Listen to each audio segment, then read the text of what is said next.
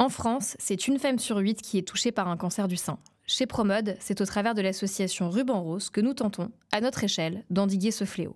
Il était donc important, en ce mois d'Octobre Rose, de reparler prévention, autopalpation et recherche, notamment au travers de l'association, dont les deux missions complémentaires sont informer et sensibiliser afin de pousser la détection précoce et soutenir la recherche contre le cancer du sein au travers de collecte de dons. Pour cela, nous recevons à notre micro expresso ce mois-ci Sandrine Planchon, directrice de Ruban Rose, afin de découvrir avec elle un peu plus de l'histoire, de la vocation et des projets de l'association. Mais n'oubliez pas, le cancer du sein, c'est toute l'année. Bonne écoute. Bonjour Sandrine, je suis ravie de te recevoir aujourd'hui. Bonjour Clémence. Dans ce podcast Micro Expresso, c'est notre deuxième épisode. On te reçoit dans le cadre de Octobre Rose. Est-ce que tu pourrais te présenter dans un premier temps, s'il te plaît ? Alors, je suis Sandrine Planchon, j'ai 57 ans.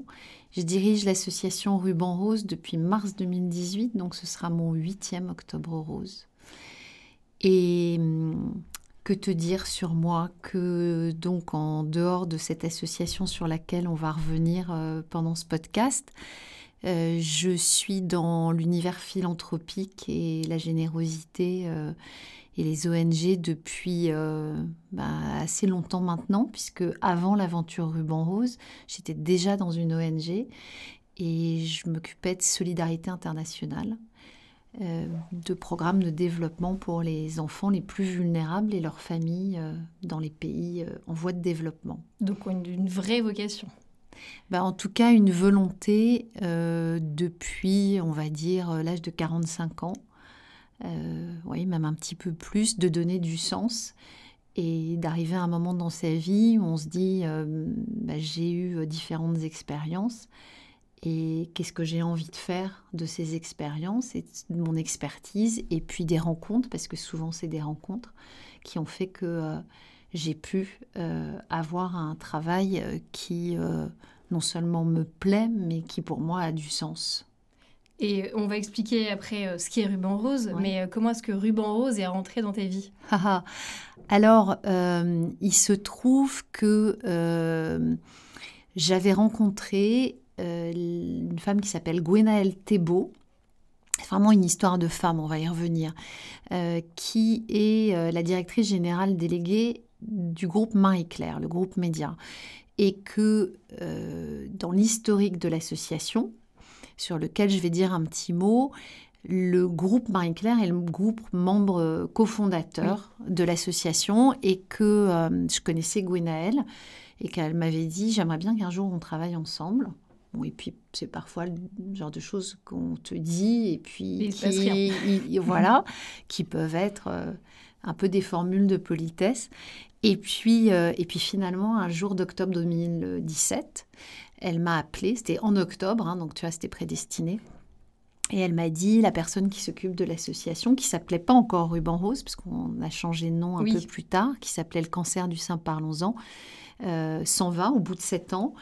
Et on a envie de quelqu'un qui développe. La RSE commençait à pas mal émerger dans les entreprises et qui ait une expérience et de développement et en même temps de ce milieu associatif et des ONG.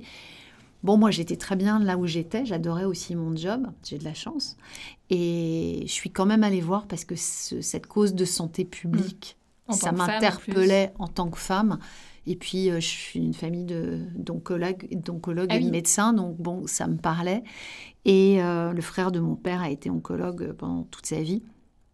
Et donc, je suis allée voir, et puis j'y suis restée.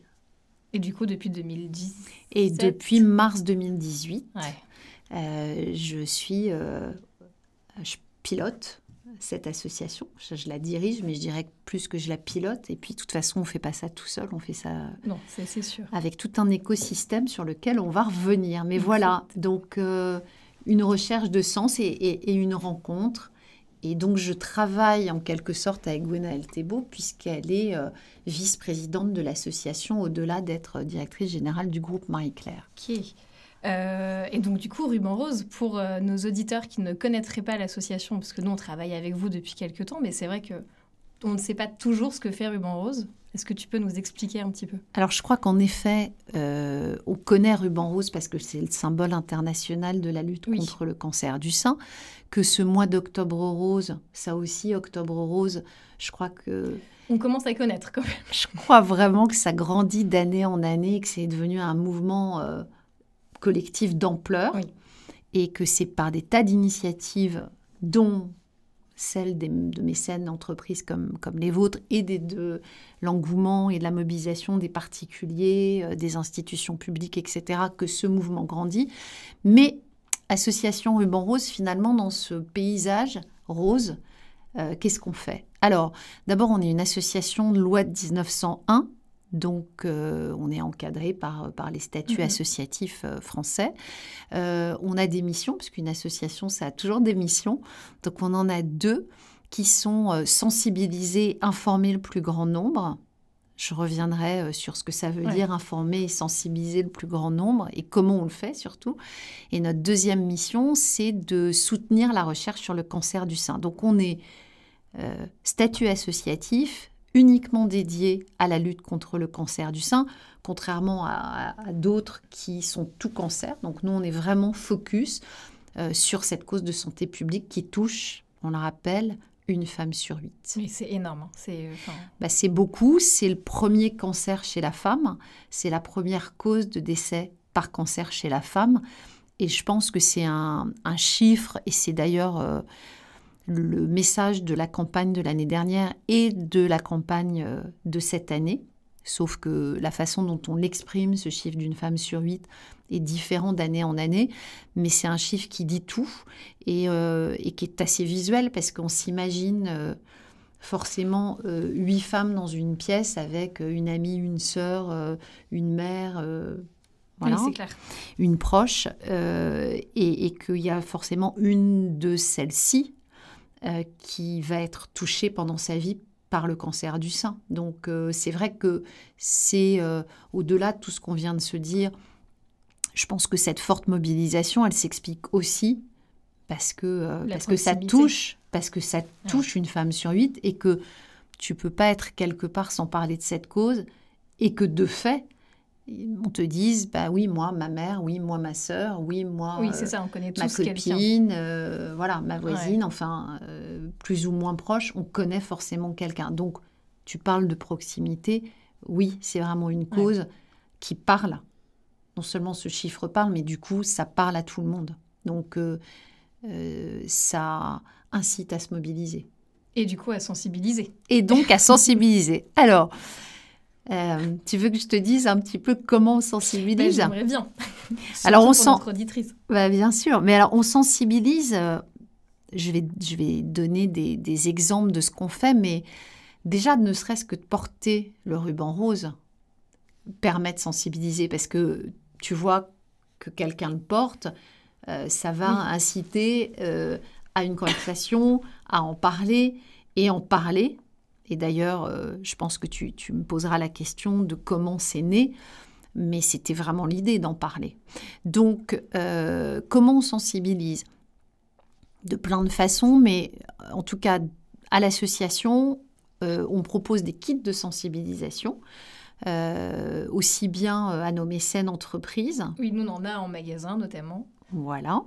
Parce que ces mécènes entreprises, comme c'est énormément de réseaux de ce qu'on appelle dans notre jargon les retailers, enfin des magasins qui ont une clientèle avec un réseau de magasins, et pour beaucoup sont des clientes, sont des femmes.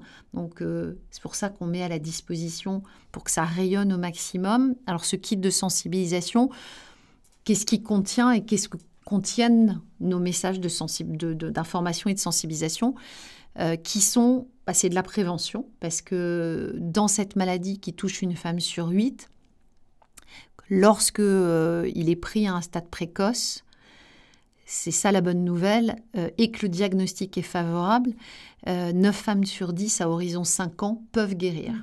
Donc l'enjeu de la prévention, il est essentiel. On reparlera de la recherche, et évidemment, Il y a des tas de progrès qui sont faits sur les traitements, etc. Mais s'il n'est pas pris à temps et si le diagnostic n'est pas favorable, malheureusement, c'est beaucoup plus compliqué. Donc, on a vraiment cet enjeu de prévention. Donc, nous, on va communiquer sans donner des leçons, sans moraliser, mais en disant, voilà, il faut prendre soin de soi. Et ça passe par des tas de choses, prendre soin de soi. Ça commence par donc faire de la prévention, l'autopalpation. C'est des gestes simples, gratuits. Donc, dans notre kit de sensibilisation, il y a tous les bons gestes à réaliser pour cette autopalpation. Il y a des dessins, parce que c'est vrai que c'est une question qu'on se pose en tant que femme. Enfin, moi, je me la pose. C'est compliqué de se dire, est-ce que je le fais bien? Parce que bien sûr, c'est un métier, enfin, ça reste quand même de la santé. Donc, il y a ces fameux petits dessins, je vois très bien desquels tu parles. Ouais. Est-ce qu'il y a peut-être des vidéos ou peut-être des tutos ou peut-être alors, il existe vers quelqu'un? Bien sûr. Alors, nous, on n'a pas fait ça sous forme de vidéo, on a fait ça sous forme d'affiches et le kit est téléchargeable absolument, enfin, en libre téléchargement sur notre site qui est cancer du sein au singulier tout attaché.com. On le mettra dans la description. www, je suis fatiguée, pardon. cancerdusein.org, parce qu'on est une ONG. Et dans le kit de sensibilisation, il y a ces différents documents et guides, j'allais dire, éléments de sensibilisation avec cette affiche sur l'autopalpation qui explique vraiment pas à pas comment la réaliser, à quel moment la réaliser, idéalement une fois par mois. Ça, c'est vraiment bien. C'est quand même fréquent, entre guillemets. C'est pas que en octobre qu'on se dit, on pense à l'autopalpation. C'est important aussi de le dire. C'est pas c'est toute l'année, le cancer du sein. Oui, malheureusement, c'est 365 jours. Alors, on a la chance d'avoir ce mois sur lequel on s'appuie, parce que toutes les causes et les causes de santé n'ont pas un mois pour sensibiliser, pour collecter, pour se rassembler.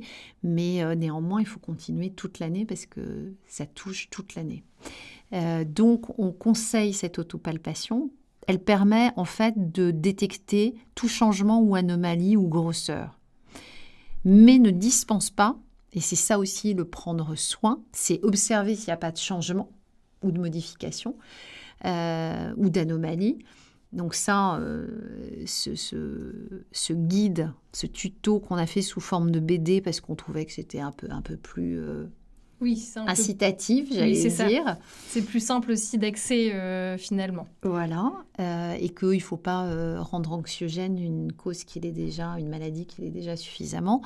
Donc cette autopalpation, on incite à la faire la plus souvent possible, mais elle ne dispense pas d'aller chez un professionnel de santé, qu'il soit le médecin généraliste, gynécologue ou sage-femme, parce qu'on ne parle pas beaucoup des sages-femmes, mais elles font très très bien, évidemment, ce genre de geste, et se faire autopalper, non pas se faire autopalper, s'autopalper et aller se faire palper par un professionnel de santé, c'est essentiel, parce qu'ils vont pouvoir détecter des choses que nous-mêmes, on n'aura pas vues. Donc c'est complémentaire. Mais c'est pas parce qu'on fait l'autopalpation qu'on va pas, une fois par an, tout comme on va faire son frottis, il faut en profiter pour se faire examiner par un professionnel de santé qui va éventuellement repérer quelque chose. Donc ça, c'est de la prévention.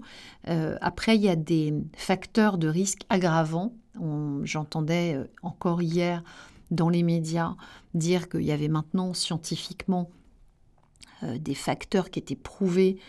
Et on est toujours dans le prendre soin, l'alcool, le tabac, le manque d'activité physique, la sédentarité, le surpoids sont des facteurs aggravants, surtout pour le cancer du sein, pour le cancer de toute façon, mais pour le cancer du sein, très clairement.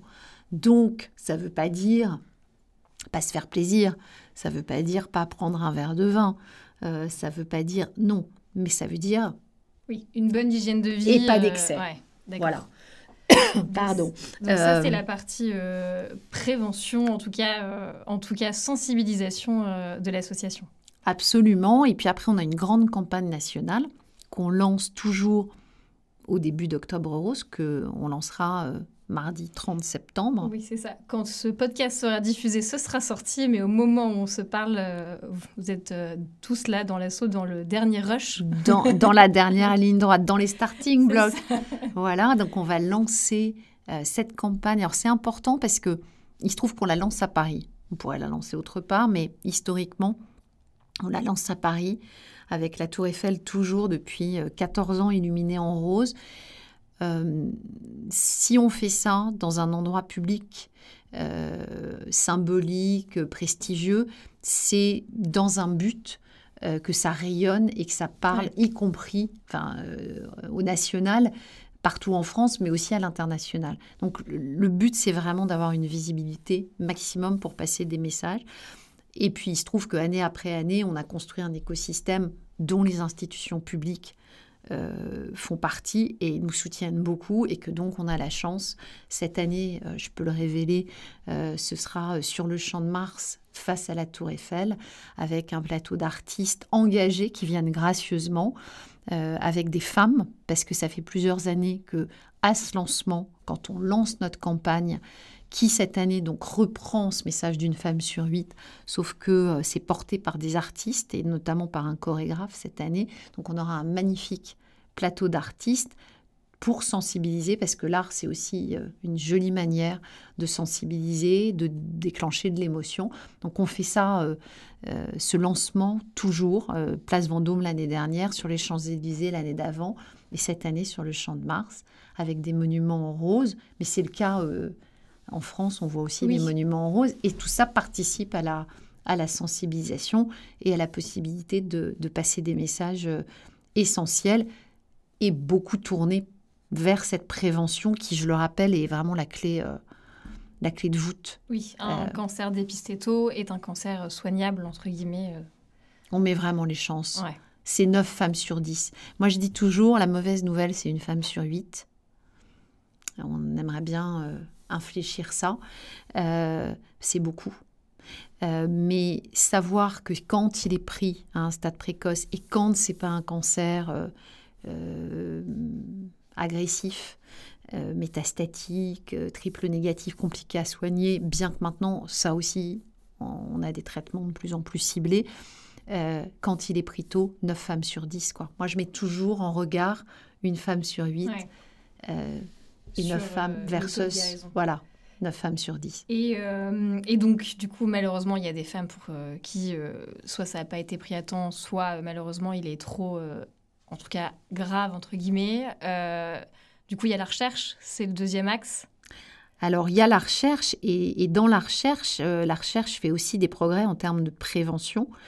On a remis un prix Ruban Rose, puisque notre soutien dans notre deuxième mission, qui est le soutien à la recherche sur le cancer du sein, on le fait grâce ou via des prix chaque année qui s'appellent les prix Ruban Rose. On a un grand prix, on a des prix à venir qui vont plutôt sur une recherche d'avenir, donc novatrice, et de la qualité de vie pour tout ce qui est amélioration de la qualité de vie des patientes, tout ce qui est soins de support, qui est aussi très très important dans la vie quotidienne. Ouais. Et donc, le Grand Prix en 2024 a été remis à une femme dont on a pas mal parlé aussi dans les médias, qui s'appelle Suzette Delaloge, qui travaille à Gustave Roussy, qui est un institut très connu en cancérologie, et qui travaille sur le dépistage par prélèvement salivaire. Oui. Voilà. Donc ça, je pense que... à nos auditrices, à vos auditrices qui vont écouter ce podcast, je pense que ça parlera, c'est simple et c'est quand même... Puis c'est peut-être plus rassurant aussi. Innovant. Ouais, c'est ça. Voilà. On se dit c'est plus simple un test salivaire que parfois une autopalpation qu'on pense peut-être pas forcément suffisamment bien faite. Donc c'est en complément encore une fois. Et donc il y a aussi côté prévention des énormes pas qui sont faits dans le cadre du dépistage. Puis on peut peut-être rappeler, avant de rentrer dans les prix Ruban Rose, que ce dépistage, parce que quand on dit dépistage, moi je dis souvent détection précoce, parce que dépistage c'est encore autre chose. Le dépistage en France, on a beaucoup de chance, on a un système de santé, même si rien n'est parfait dans un monde parfait et qu'il faut continuer à non seulement le maintenir, mais voire à le développer et à l'enrichir. On a quand même la chance d'avoir un dépistage à 100% remboursé, donc pas de frais d'avance de santé à faire, et qui est pris en charge tous les 2 ans, où on va vous dire, vous pouvez le faire, vous habitez là, vous recevez une lettre à votre domicile. Bon, il y a quand même encore en France qu'une femme sur 2, alors que ce dépistage est pris en charge, que vous êtes guidé, vous recevez, vous avez des relances, etc., qui ne va pas faire ce dépistage. Oui, c'est peut-être le message qu'on peut passer, c'est que c'est pas anodin et que finalement on a la chance d'avoir ce service de santé à disposition et que ça peut, et c'est même ça sauve réellement des vies si c'est pris à temps. Absolument. Alors, après, il n'y a jamais du 100% de réussite. Il y a évidemment des débats sur le dépistage en disant oui, mais parfois il y a des faux positifs ou il y a des lectures erronées. Ça arrive évidemment dans tous les examens, mais enfin quand même d'avoir la chance tous les 2 ans. Et s'il y a une double lecture qui est faite, il faut y aller. Après, il y a des femmes, je pense, enfin c'est même sûr, qui vont en dehors de ce dépistage parce que leurs gynéco, leurs médecins vont avoir, bien sûr, mais ça n'empêche que ce taux au dépistage, alors il est inégal selon les régions, mais il y a quand même des femmes qui n'y vont pas du tout, ni en dehors, ni dans ce cadre-là. Donc, il faut vraiment, pour moi, c'est aussi ça, encore une fois, le prendre soin. C'est pas repousser, c'est pas dire ça touche les autres, mais pas moi. C'est vraiment essayer d'être dans la prévention. Oui, puis c'est peut-être les rassurer aussi. Il y a peut-être des femmes qui ont peur que ça fasse mal. Bien sûr. Peut-être aussi peur du résultat. Donc c'est peut-être aussi les rassurer en leur disant que c'est pas un examen douloureux. C'est jamais très agréable, mais c'est... Enfin bon, voilà. Après, chacune... À sa sensibilité, mais en tout cas, c'est pas quelque chose de très douloureux. Non. Et on le fait pour la bonne cause, en tout cas pour se rassurer. Et ça aussi, sur les appareils de mammographie, et on y travaille, nous, à l'association, on est en train de regarder comment enrichir justement ce parc de mammographes dans des endroits où il y en a besoin. Et on travaille en ce moment à ça avec Unicancer. Mais il y a aussi, pour que ce soit plus ergonomique, plus confortable pour les femmes, parce qu'on ne dirait pas que c'est douloureux, mais c'est pas agréable. Mais c'est pas hyper agréable. Bon, et puis il y a toujours une anxiété aussi. Donc, simplement, vaut mieux être anxieux d'y aller que de découvrir après qu'on ne s'est pas fait dépister et que la maladie s'est développée. Parce que c'est vraiment, vraiment... Quand une tumeur fait plus de 2 cm, quand on n'a pas un bon diagnostic, ça a commencé à métastaser, vraiment, c'est quand même... Donc la prévention. Ouais. Et donc du coup la recherche, j'avance un petit peu.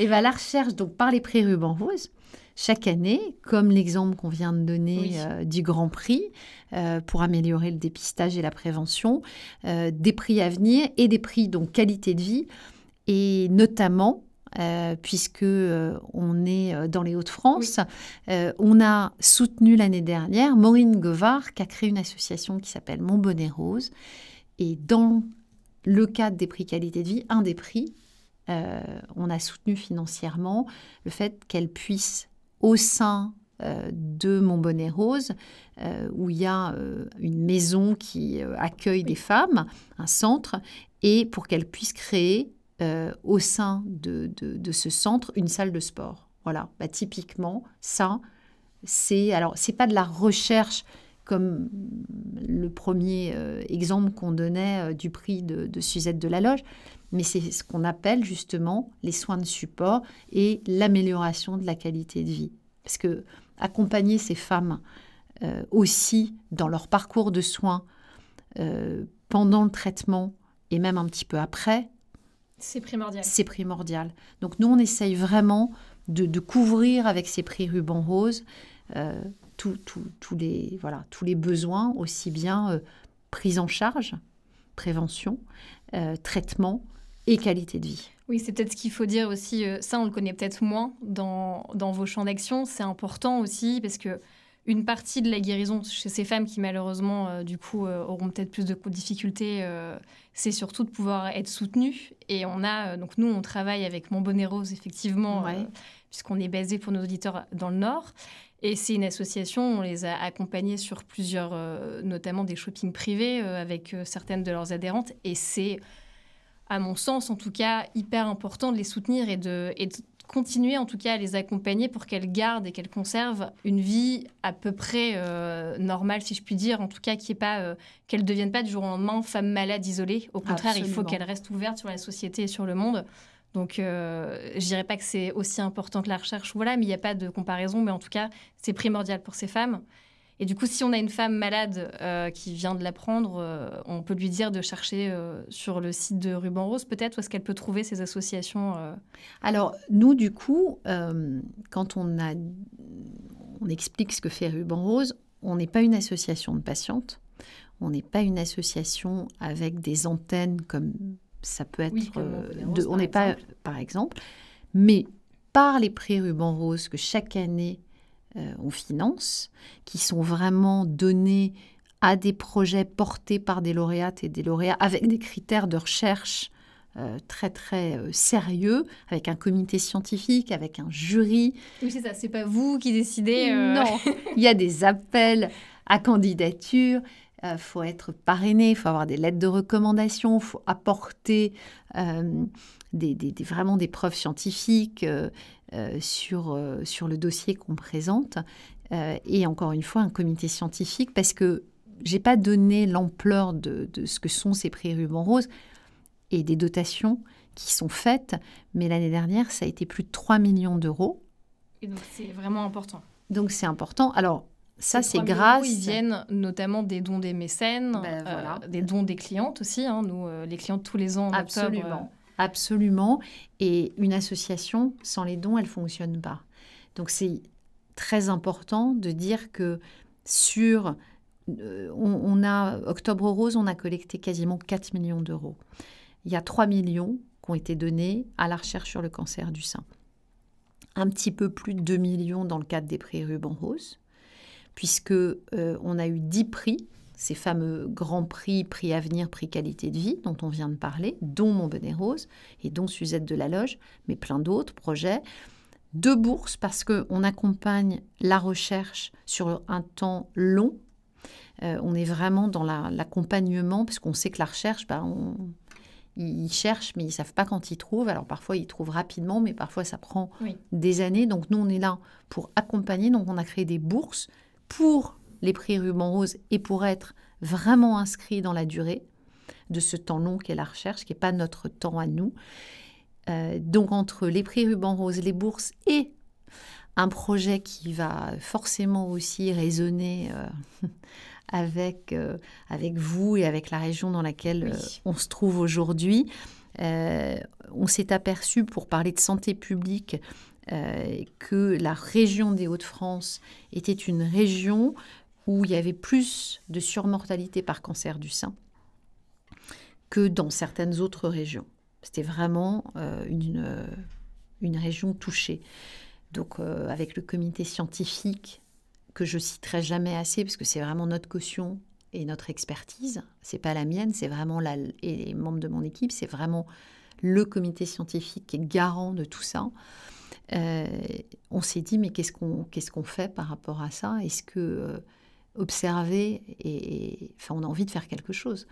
Et donc, on a donné l'année dernière, et on arrive à ces 3 millions, presque 700 000 euros pour mettre une étude en place et comprendre pourquoi il y a cette surmortalité par cancer du sein. J'allais vous demander pourquoi le Nord particulièrement. Donc aujourd'hui, Alors, c'est multifactoriel, mais en tout cas, on veut essayer de comprendre et de comprendre pareil, avec des preuves scientifiques, avec des échantillons suffisamment importants pour avoir quelque chose qui est référent. Et ensuite, c'est une phase d'étude sur 3 ans, donc c'est qu'on pourra aller interroger les femmes, interroger les centres de dépistage. On fait ça avec Oscar Lambret, avec le CHU de Lille, avec des experts de géographie et de la santé, des épidémiologistes. Une fois qu'on aura ces résultats, on pourra, et là on a provisionné 800 000 €, mettre des actions, et peut-être même plus, en face pour justement faire que ce constat, ce triste constat, réduise. Ouais, essayer d'endiguer un peu... Absolument. Voilà. Ok, donc ça c'est la recherche. Donc si on résume, finalement Ruban Rose, dans les grandes lignes, Ouais. On a 2 axes, finalement 2 missions. Absolument. La partie prévention et la partie plutôt soutien à la recherche. C'est exactement ça. Je vais vous embaucher. Parfait. Mon équipe. Est-ce qu'on peut faire un petit focus sur ton histoire avec Ruban Rose? On a expliqué comment est-ce que t'es arrivé, en tout cas, dans cet univers associatif et à travailler pour l'association. Mais si tu avais peut-être, depuis ces dernières années, depuis 2018, un souvenir un peu plus grand que les autres, même si je me doute bien que chaque octobre, chaque année, ça doit être quelque chose. Mais si tu pouvais nous partager une expérience passée qui t'a vraiment marqué. Écoute, il y en a beaucoup, parce qu'on se lève le matin et on essaye chaque jour de mettre une pierre à l'édifice. Et puis être en contact avec des chercheurs, des femmes, des gens engagés comme vous, d'avoir des tas de témoignages et de soutien. C'est plein de beaux souvenirs sur cette année. Mais il y a une image quand même qui me reste, c'est ces femmes. Elles étaient quasiment 100.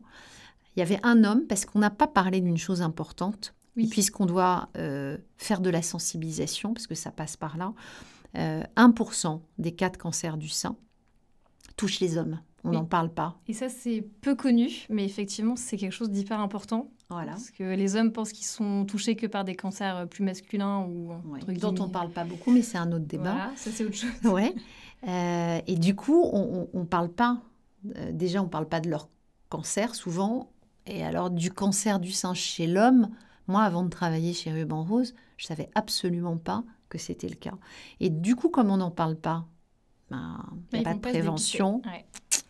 Et quand ils s'en aperçoivent, c'est souvent tard. Et donc, cette année-là, en octobre 2023, on a la chance de faire le lancement. Alors, maintenant, on le fait le 30 septembre. Cette année-là, on le faisait encore le 1er octobre.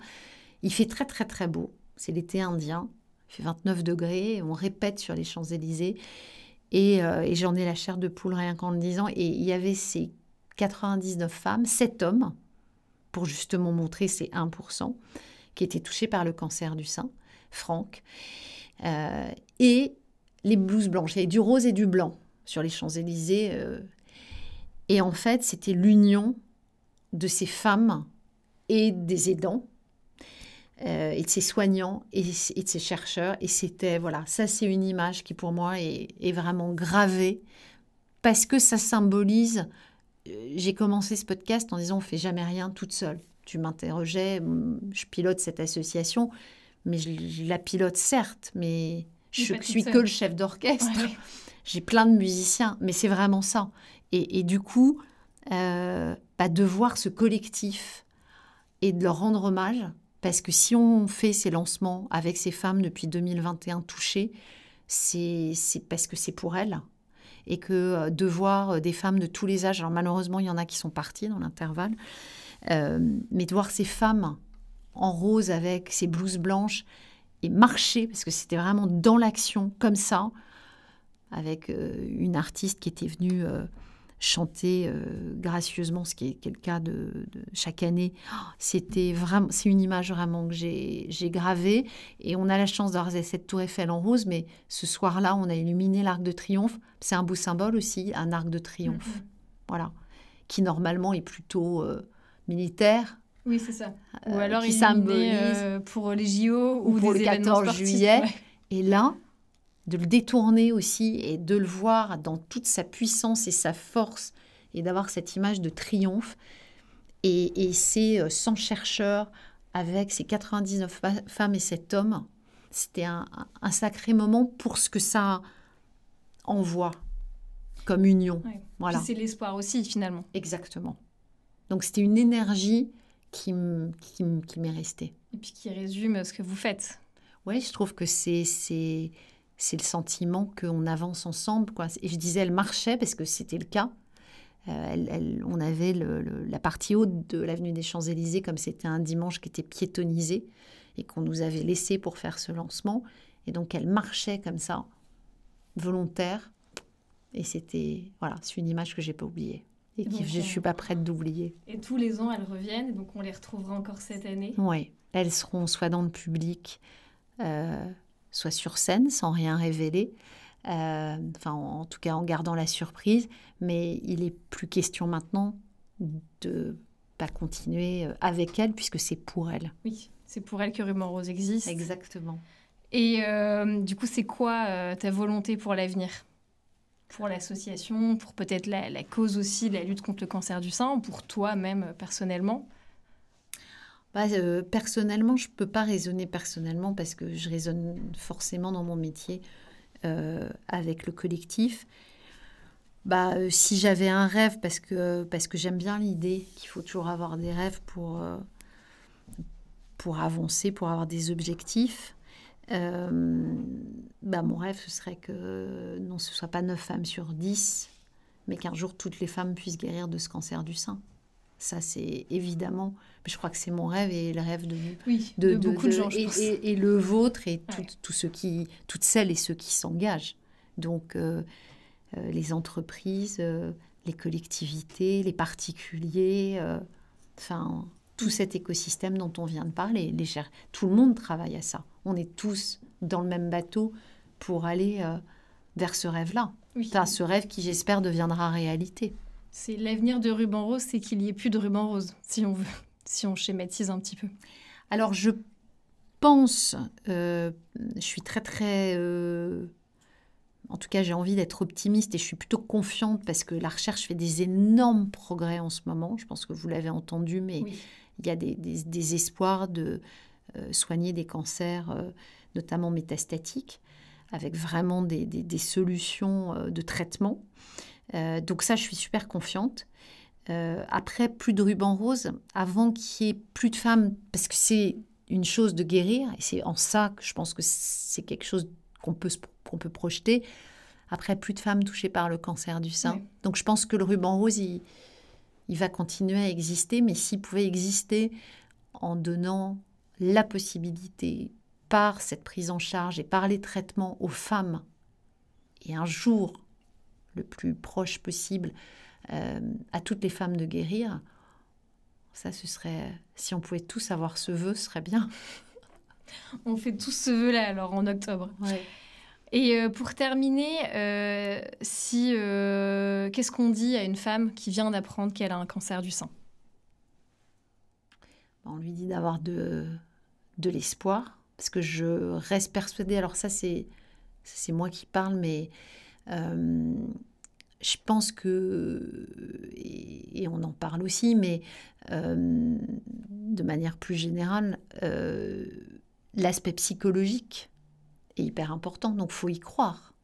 Il faut envoyer une bonne énergie, il faut avoir confiance justement dans tout ce qui aujourd'hui est proposé dans le cadre de la prise en charge d'une chirurgie moins invasive qui permet des tas de choses. Aujourd'hui, il y a des femmes qui rentrent le matin pour se faire enlever une tumeur et qui peuvent ressortir le soir. Donc aujourd'hui, la chirurgie, elle progresse, les traitements sont de plus en plus ciblés, la prise en charge est meilleure. Donc, confiance. Et espoir. Et s'il faut, elle sait qu'elle peut se tourner. Donc, espoir. Ouais. Et puis, quand même, un réseau, au sens, large du terme, avec, des tas de possibilités, des instituts, des soignants qui sont là et qui vont bien les prendre en charge.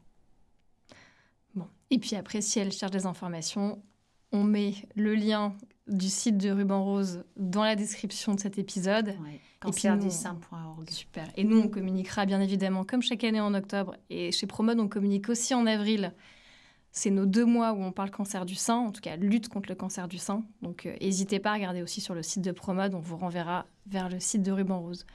On voulait, quand on a préparé cet épisode ensemble, ouvrir sur quelque chose qui est toujours lié à la santé des femmes, en tout cas à leur bien-être. Il y a une actualité en plus qui est toute brûlante avec un film qui sort bientôt sur ce sujet. Oui. Je te laisse nous parler de ce monsieur qui est prix Nobel. Prix Nobel de la paix.